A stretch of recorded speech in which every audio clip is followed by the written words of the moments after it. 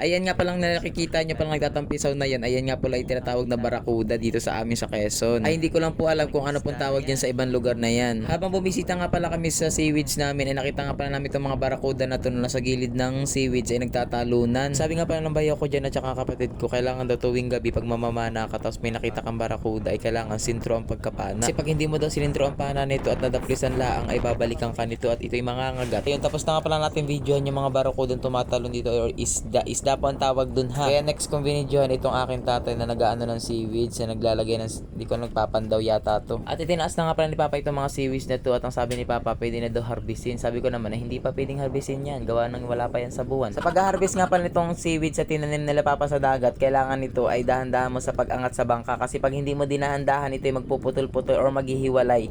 Para pag ang relasyon nyo maghihiwalay. Uy, hindi gayon yun. Sa pagtatanim nga pala ng seaweeds, kailangan dito ay marami kayong lagayan ng seaweeds or tali ang tawag. Tinatali kasi nila dito yung mga seaweeds para hindi malaglag. Ang ginamit ka pala ni Papa pantali dyan, yung straw at saka yung parang pantali sa duyan at saka yung kanyang pamataw naman ay yung parang sa ano na Mountain Dew. Sino bang hindi mapapawaw sa sobrang dami ng tinanim nila Papang seaweeds? Sa sobrang tagal ng buwan na inintay nila, ngayon lang nagsilakihan ang mga seaweeds na yan, mga kalambat. Grabe, sobrang dami. Tuwing Biyernes nga pa ng hapon at Linggo, nandiyan ako kay Mama at ako'y tumutulong sa pagsisiweeds. Pag wala nga pala kaming gawa ni Kuya sa bahay, pumupunta kami sa dagat at kami tumutulong kay Mama sa pagsisiweeds. Katapos nga pala namin magsiweeds yan mga kalambat, ay pumupunta kami ni Kuya sa pinakalaot, gawa kami ay nangingisda. Abay, tingnan nyo naman mga kalambat, yung mga nakahanay na yan, yan po ay puro seaweeds at iba't iba po ang may-ari niyan. Habang pauwi na nga pala kami ni Kuya, ay nakita na naman namin yung mga barakuda. Abaw, sobrang dami mga kalambat. Pwede lang talaga itong lambatin, ay talagang lalambat namin kasi pag ito nilambat mo talaga ay talagang masisira ang lambat mo. Habang palapit na palapit nga pala kami sa mga barakuda na to at gusto talaga namin tingnan, ay talaga naman sila naman ang